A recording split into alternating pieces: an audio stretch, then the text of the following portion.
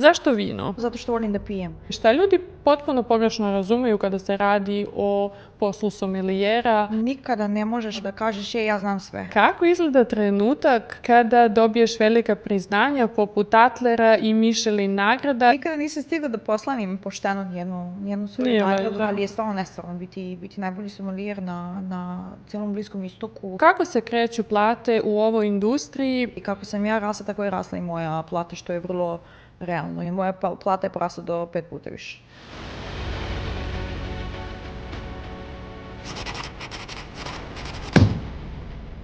Zdravo svima! Dobrodošli u još jednu epizodu podcasta Dubai na balkanski način. Danas ulazimo u svet vrhunskog ugostiteljstva.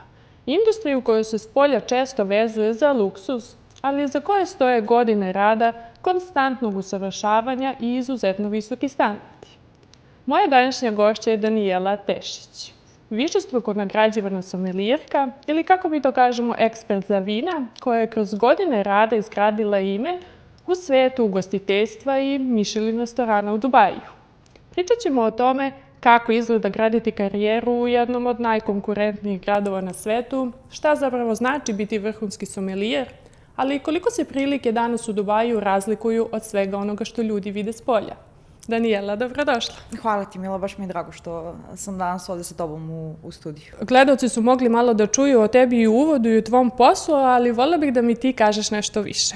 Kako izgledao tvoj profesionalni put i kako te on doveo do Dubaija? Pa mislim da je to bila ili greška ili sudbina, nešto od ta dva. Ja sam svoju vinsku karijeru započela u Pampro baru u Beogradu, na Vračaru, i tamo sam radila stvarno sa takvim timom i bila sam okružena takvim ljudima i iz naše profesije da nisam htjela uopšte ni da odlazim iz tog bara. Svaka ljubav se tamo rodila i svo znanje koje sad imam sam pokupila iz tog bara. Stvarno je bilo sjajan period za mene i toliko sam zahvalna na tim godinama tamo da i dan danas malo žalim, ali sve ima svoj rok trajanja ili nešto što možeš da prođeš. Ja sam ovdje u Dubaju došla na odmor, tako da mi uopšte nije bilo zacrtano da dolazim ovdje zbog posla. Moja najbolja drugarica me javila kao Atlantis, traži sommelijera, mogla bi da odeš. Ja nemam CV, ja nemam modelu. Mislim, dođeš ovdje samo u nekoj leganijoj garderobi, ali sam ih kontaktirala i rekla sam, ok, tu sam, možemo da se vidimo i tako je sve počelo. Imala sam 2 razgovora u danu i dobila sam posao manje više stvarno u nekom realnom kratkom roku. Pa dobro, CV je odelo, ali eto ti si imala to iskustvo i znanje i ljubav prema... Ali stvarno je bila simpatična je priča. Znači, nisam ni tražila, niti sam ja sad došla ovdje da dajem, ne znam, CV-eve od restorana do restorana. Prosto je tako bilo zacrtano u jednom trenutku i to je to. Pa eto da čuju gledalci da postoji i ta opcija da se desi spontano. Reci mi, zašto vino? Da li si od početka znala da želiš da gradiš karijeru u tom ugostiteljskoj industriji ili se sve desilo spontano? Ja sam generalno uvijek imala neki kontakt sa ljudima i da kaže da je to neki vid ugostiteljstva kroz moje poslove koje sam radila tokom studiranja ili posle, i znala sam da će taj neki vid konstantnog kontakta sa ljudima biti neki moj vid posla, a vino zato što volim da pijem. Sam uvijek imala probleme, očigledno sa... Kratko i jasno, svima je jasno. Volim da pijem i nekad sam ranije, dok sam napila, samo naručiš lupam, belo ili crveno, ali ti nemaš, nisam znala šta piješ. I onda kad kreneš malo da učiš i da razmišljaš o tome i kada skapiraš u stvari koliko je vino kompleksan obim i toliko toga ima da se nauči, prosto sam i ostala. Sigurno, reći ćeš nam još nešto više o tome.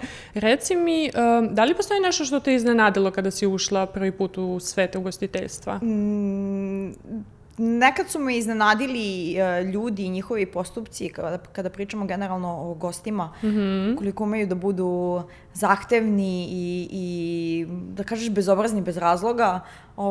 Taj neki deo će me uvek, iskreno ti kažem, šokirati, pošto kada radiš u restoranu svaki dan i dotičeš druge stolove i druge ljude i provodiš s njima dosta vremena, nekad prosto bahatost čista bahatost bez razloga, mislim da me i dalje šokira. Da, sigurno. Ljudi vide tvoje nagrade, luksuzne restorane, ali kako je izgledao period tvog života pre toga? Apsolutno se ništa nije promenilo, osim što mi te nagrade sada stoje u kući. Iskreno i dalje radim i više nego što sam radila i pre. Imam samo malo više, da kažeš, nekih stvari koje treba da uradim tokom dana, ali za mene nešto generalno se ništa nije promenilo drastično. Ljudi to gledaju ovde što si u Dubaju i svako hoće da nešto postigne ili da bude prepoznatljiv po nečemu, ali znaš, postoji ljudi koji to jure, meni se sve to desilo nekako spontano i prirodno, tako da nemam neke bitne promene u svom životu. A reci mi, uvek volim ovo da pitam i uvek i pitam, da li je postojao trenutak u životu što se tiče tvog posla kada si pomislila ovo nije posao za mene? Ne. Nijednog dana. Desilo mi se par puta da pomislim da moram da promenim posao, definitivno, ali ne, nikad za sad i ne razmišljam o promeni i izlasku iz restorana. Sad, hajmo malo o Dubaju. Kada si ušla u ugostiteljsku industriju ovde, koliko brzo si shvatila koliko je ovo u stvari ozbiljno i zahtevno tržište? Ja sam bila u šoku kad sam došla ovde. Kad sam videla obim posla i generalno koliko stvari tokom dana treba da radiš i na što smo mi nekako na Balkanu navikli kao 8 sati, to je to. 8 sati sad pauze, odeš kući srećan, toliko stvari nekih kojih možeš da završiš, da se vidiš sa svojim ljudima. A posao je ovde kada dođeš da radiš u Dubaju i ako hoćeš da radiš u nekom vrhunskom restoranu na nekom nivou, taj posao je tvoj život. Sad u vezi s tim, da li misliš da naši ljudi sa Balkana često podcene koliko je teško uspeti u ovoj industriji ovde? Da. Mislim, zato što dok ne dođeš, dok ne probaš i dok ne vidiš, imaš neku drugu percepciju koja se forsira u medijima, naravno, gde je ovo skup grad, gde dolaze svi i biznismeni, gde imaš naravno tih loših recenzija što se tiče Dubaja vezano i za stil jako života. Bitna stavka ovde, tako da, ali dok ne dođeš i ne počneš da radiš, stvarno ne možeš da imaš takvu sliku. Čak i dan danas kada kažem, ne znam, nekim ljudima koji upoznam sa Balkana, u kući kažem, gde radiš u Dubaju, znači, gledajte kao da... Poznate su mi reakcije. Mislim da su svima generalno, da. Da i ne radiš. Mislim, naravno nisu svi ljudi toliko kao trkački konji i zatvorenog uma, ali nažalost prosto oni preovladavaju za sad. Tako da, baš je podcenjen život i rad u Dubaju. Super si to objasnila. Eto, nadam se da ćemo ovim podcastom krenuti da menjamo taj način razmišljanja kod ljudi što se tiče Dubaja i da jednostavno vide iz svih ovih priča kako to zaista izgleda u realnosti puno drugačije nego što to oni vide na društvenim mrežama. Generalno se za naše ljude sa Balkana često kaže da su radni, vredni, da su spremni da ulože trud da bi postigli nešto, ali iz svog iskustva i u ovoj profesiji, šta razlikuje prosječne ljude od onih koji zaista uspeju da naprave neku ozbiljnu karijeru? Mindset. Mislim, ili hoćeš ili nećeš, ili si spreman da nešto žrtvuješ, da bih nešto napravio, da bi postigao malo više, ili čak i ne pričamo o nekim ludim parama ili jurnjavom za milionima. Prosto ako hoćeš malo da izađeš i da napraviš nešto, mora da iskočiš iz tvog, kako se kaže, safe spota. Zone komfora. Iz zone komfora. Prosto drugačije je nemoguće. A ako nemaš i ako ne želiš da radiš i nemaš to u sebi i tu radnu naviku ili da kažeš čak neko osnovno obrazovanje, ono što potiče iz tvoje kuće, ne. Tako je. Teško da može da se desi. Sad reci mi, koliko u ovom poslu važna energija koju nosiš pred gostima, čak i kada možda privatno nemaš neki svoj najbolji dan? Sve. Energija je sve. Mislim, ja posmatram svoj restoran kao neku vrstu pozornice, gde sve što se meni desi tokom dana, da li je dobro, da li je loše, da li je privatno ili poslovno, kada počne restoran da radi, kada se otvori za večeru, sve to staviš sa strane i postaješ prosto neka osoba koja možda više nisi ti. A goste ne zanima da li si ti dobro ili loše, oni dođu da bi imali neko iskustvo i fantastičnu večeru sa vinom, tako da sve to treba da se zaboravi i stavi na stranu.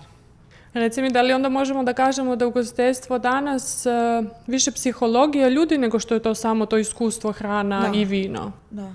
Iz mog ličnog iskustva jeste.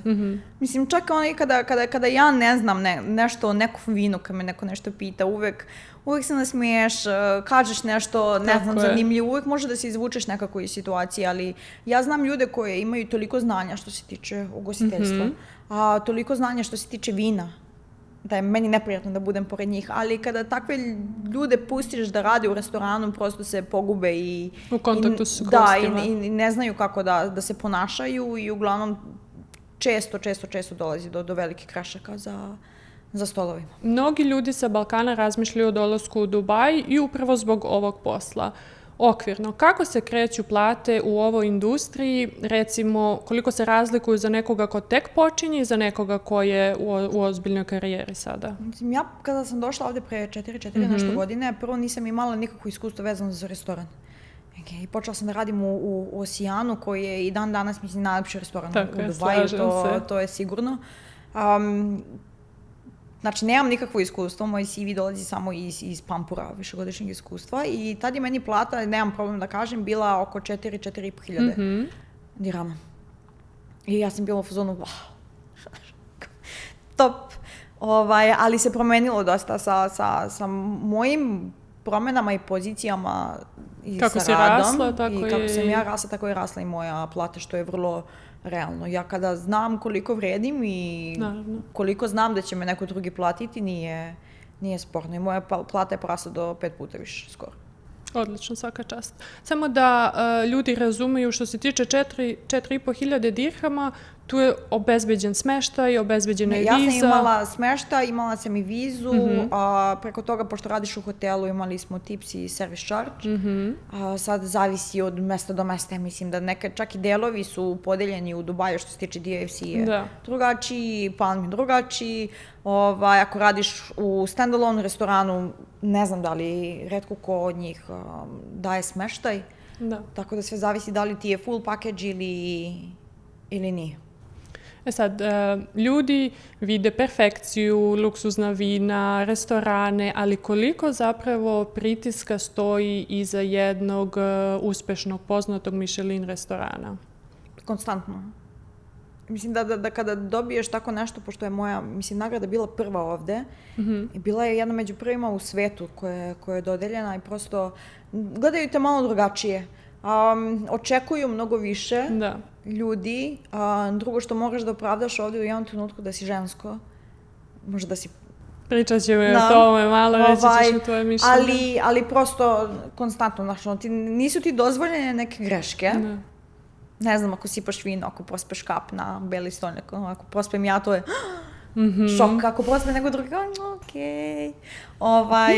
Ali ne, samo su očekivanja su daleko veće što se tiče i znanja i rada, tako da... Reci mi, šta ljudi potpuno pogrešno razumeju kada se radi o poslu somelijera i koliko tu u stvari konstantnog učenja i usavršavanja stoji iza takvog posla? Ja mislim da posao sommelijera nikad nije kraj i da nikada ne možeš, trenutno da kažeš, ja znam sve.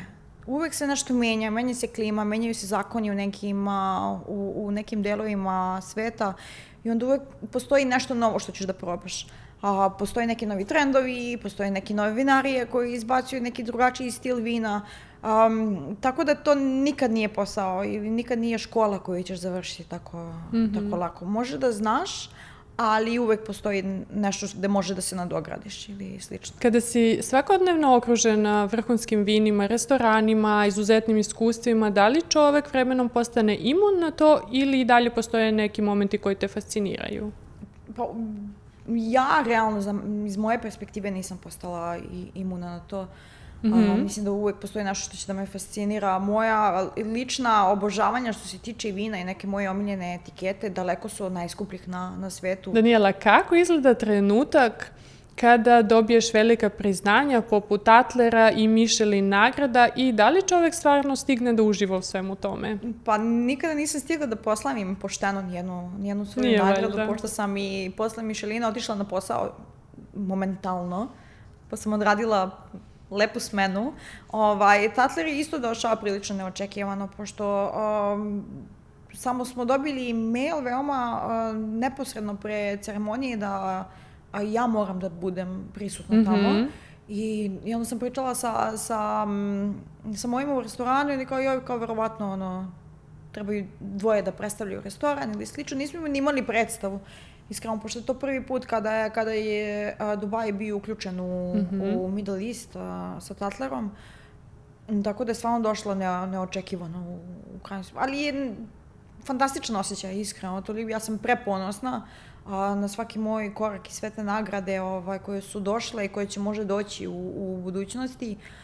Ali je stvarno nestvarno biti najbolji somelijer na celom Bliskom istoku i u Dubaju je Bravo, svaka čast. Daniela, deluješ smireno i elegantno, ali koliko mentalne snage je potrebno u takvoj industriji? Kako čuvaš sebe? Kako čuvaš svoju energiju u svetu koji je non-stop performance? Ja mislim da je ne čuvam nikako. Konstantno se dajem i dajem svoj maksimum što se tiče posla. Imam sreće pa nisam baš prirodno sam malo udarena, kako bi se reklo. Tako da očigledno, zato što sam i dalje u ovom poslu i dajem svoj maksimum, imam očigledno neke probleme. Ali to je nešto što volim. Mislim da je to najbitnija stavka. Kući kada se vratim ili slično, dam sebi malo oduška, sat vremena čisto da se restartujem i onda posle to je to. Svaki dan je novi dan. Pa super, hajde se zadržimo na tome. Koliko je burnout ili kako mi kažemo profesionalno sagorevanje česta pojava u ovom poslu? Veoma česta. Iskreno, nekada prođe 10-15 dana kada prosto toliko stvari imaš da završiš i da radiš smene od 10 do 12 sati svaki dan, kada prosto ne možeš više, dođeš do kraja i potreban ti ili neki odmor ili nekako da nađeš sebi malo i da daš oduška, ali burnout je veoma često pojava. Hajmo sad da se vratimo na ono sa početka. Koliko je teško biti žena u ovom poslu? Iskreno, teško je. Ali nekako ako uspeš da izbaciš to iz svoje glave, ja sam žena, gledat će me ovako, posmatraju me ovako, ne mogu da imam neke možda prilike za posao ili za rast zato što sam žena, opet se mislim ništa neće promeniti i desiti i teško je, gledaju te drugačije i ja znam kako su i mene gledali posle toga, kako me i dalje gledaju jer misle da sam malo zaštićena jer sam žensko, ali niko ne vidi koji je rad iza toga i koliko je radnih sati iza toga. Da, potpuno se slažem što se toga tiče. Da li misliš da generalno ljudi previše romantizuju taj luksuzni način života i uopšte Dubai kroz društvene mreže? Da, zato što mislim da ljudi misle kada sletiš u Dubai, neko te sačeka u limuzini na aerodromu, neko ti dodeli ključeve od vile na Palmi. I neozobila si crveni tepih. Tako je, crveni tepih, Hermes bag, sve ti je nekako tu skockano, ali uopšte nije tako. U Dubaju postoji toliko drugačijih strana života, postoje ljudi zbog kojih mi isto živimo svakodnevno, postoje ljudi koji dostavljaju mi hranu na kućnu adresu, ljudi koji grade, imaš delove Dubaja koji izgledaju kao favele iz Brazila, tako da to što se prikazuje kao slika Dubaja nije realna. Sad, nakon svega što si prošla i tvog iskustva u radu sa ljudima, da li misliš da Dubai još uvek nagrađuje kvalitet i disciplinu? Da, ali ako imaš sreće. I to je taj faktor. Zato što je prevelika konkurencija. Generalno, stvarno Dubaj je ogroman i svi dolaze iz drugačijih zemalja, pokušavaju da nađu svoj neki ovde san da ostvare, tako da je konkurencija jako velika i jako oštra u svakom, poslu. Treba imati sreću isto. Da li postoji neka situacija sa gostom koju nikada nećeš zaboraviti? Pa ja ih toliko puno imam da bih mogla prvo da napišem jednu knjigu i onda će me svi odbijati za posao, definitivno, posle toga. Imala sam jednog gosta koji je došao u restoran i hteo je da uzeo je meni, naravno, i hoće da radi wine pairing, ali ne pije bela vina. Sad, pošto je naš restoran bio uglavnom morska hrana, morski plodovi, normalno je sve manje više belo, ne? I onda sam mu rekla, nemamo, mislim, stvarno jako teško da se to sad organizuje i ostalo i stvarno je veliki izbor belih vina. I on kao, ne, ja hoću da ima, ja hoću wine pairing, pa pukli gde pukli. Je rekao, dobro, majko. I onda sam povadila neka vina što sam imala isto i za probu i crvena vina na čašu. I onda sam mu nešto zbućkala, Bože me sačuvaj, mislim, sada mogu da ponovim, mislim da ga ne bi ponovila u životu. On je bio srećan kao malo dete, to ništa nije išlo jedno s drugim, mislim, to se nikad nije probalo, ali on je otišao veoma srećan i dao je, ne znam, komentar i napisao je review za ceo hotel i to mu je bila najbolja večera, kaže, u svom životu. Wow. Daniela, za ovih 4 godina promenila si 3 restorana, posle 2 francuska restorana, došao je na red restoran sa japanskom kuhinjom. Otkud to? Iskustvo. Nisam imala toliko iskustva sa japanskom kuhinjom prvenstveno, ni sa sake. Falilo mi je znanje što se tiče toga, nekako generalno što više probaš i što si više okružen pićem, više ćeš i bolje naučiti. Tako sam ja otišla i prešla zapravo u Takahisu kako bih naučila malo više o sakeu. Naš vinski program, takođe kao i alkohol i nealkoholni program je stvarno širok. Mi radimo dosta specijalnog uvoza, imamo dosta etiketa koje generalno stvarno ne možeš da nađeš nigde drugo u Dubaju, tako da je veoma i jedinstveno iskustvo koje možeš da doživiš tu i stvari koje možeš da probaš. Kao somalijer, verovatno ne bih mogla da probam ni u Japanu, tako da je stvarno nekako drugačiji doživljaj kompletno. Da, sigurna sam. Reci mi što se tiče vina. Pomenula si ranije da tvoje omiljena vina čak nisu i ona najskuplja. Hajde nam izdvoji nekoliko koje su onako tebi najbliža. Pa prvo postoji nešto što bih ja mogla da pijem svaki dan do trenutka dok ne umrem, a to će definitivno biti Krug. Šampanjac, to je moj eliksir života. Definitivno koja god etiketa od njih, dokle god je Krug, ja sam najsrećnija na svetu, ali čak ni taj šampanjac definitivno nije jedan od najskupljih koje postoje, naravno. A drugo je definitivno moja ljubav ide ka Italiji, ka Antinori kući. Mi smo u Pampuru bili uvoznici Antinorija i neka prva vina koje sam ja probala su zapravo bila njihove etikete i to nikad neću zaboraviti. To iskustvo ili vertikalni testing kad smo imali Tinjanela, to je nešto što će zauvek ostati urezano u mom srcu, definitivno. I ja bih rekla da Antinori pored Kruga bih istopila apsolutno svaki dan. Znači to je nešto što bi danas naručila iznova. To postoje ostaje, ja sam toliko emotivna, ja se jako lako emotivno vezujem za neke stvari koje su daleko od tradicionalnih stvari ili najlakše je sad kao somalijer, koliko god imaš iskustvo koje ti je omiljeno vino, pa kao Petrusa. A probao ga jednom u životu, verovatno. Znaš, i onda mi je to nelogično, meni je omiljeno vino i najbolje vino koje ja mogu da pijem svaki dan. Da. Prosto ne vidim poentu da mi omiljeno vino bude neka ultra skupa etiketa koju ću ja da popijem kada, ne znam, mi gost da čašu vina ili ako otvori bocu. Sad ću ja kao da se pravim dama. Da, slažem se. Reci mi, koje su to osobine koje bi jedan somelijer trebao da posjeduje kako bi mogao da napreduje? Znanje, to je osnovno, i harizma. Ljudskost, vrednost, i to su neke najosnovnije stvari koje bi on trebao da posjeduje. Što se mene tiče.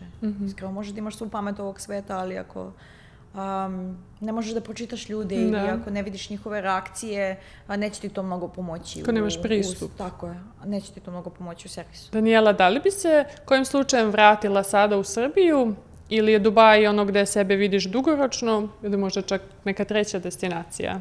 Ja mislim da će možda biti čak i neka treća. Mislim, meni je život trenutno ovde i kuća je gde ja gradim, naravno, ali nekako me moje srce trenutno i moj mozak vodi malo dalje ka Aziji. Tako da su možda to neki sledeći veliki koraci koje bih ja napravila u svojoj karijeri. Svakako. Pratit ćemo. Daniela, za kraj, kada bi neko sa Balkana danas došao u Dubaj sa velikim ambicijama, šta bi bilo nešto što bi ti volila da oni razumeju odmah, a uglavnom ljudi to razumeju mnogo kasnije? Prvo treba dosta strpljenja, pošto ovde stvarno put i uspeh nije od danas do sutra. A drugo što je ovo veoma multikulturni grad, postoje toliko nacionalnosti koje su ovde pronašle isto svoj život, gde moraš sa njima prosto da radiš ruku pod ruku svaki dan, znači moraš da budeš otvoren ka tome. I na kraju samo strpljenje. Ovde gužva je katastrofa, saobraćaj je katastrofa, voziti je ludo, treba ti sat vremena do posla, stvarno iscrpljuje. I treba doći pripremljen, psihički pripremljen za težak rad i za teške uslove. Dubaj je veoma vruć, tako da nekako ljudi dođu pripremljeni na bajke, a onda kada to ispadne horror film, onda se vrati kući posle 2 meseca. Da, ima i takvih slučajeva. Danijela, hvala ti puno. Hvala tebi. Bila si zaista divna gošća i ja sam danas puno toga novog naučila i hvala ti na zanimljivom razgovoru. Mislim da smo danas pokazali da se za svakog velikog uspeha u Dubaju krije godine rada, discipline i posvećenosti. Tako je, hvala ti puno, stvarno mi je bilo zadovoljstvo da pričam s tobom danas i nadam se da ćemo nekada ponoviti ovo u budućnosti. Tako je, drago mi je. Hvala svima što ste gledali još jednu epizodu podcasta Dubai na balkanski način. Pišite nam u komentarima koje teme biste voljeli da gledate u narednim epizodama i koga biste voljeli da ugostimo. Vidimo se u sledećoj priči iz Dubaija.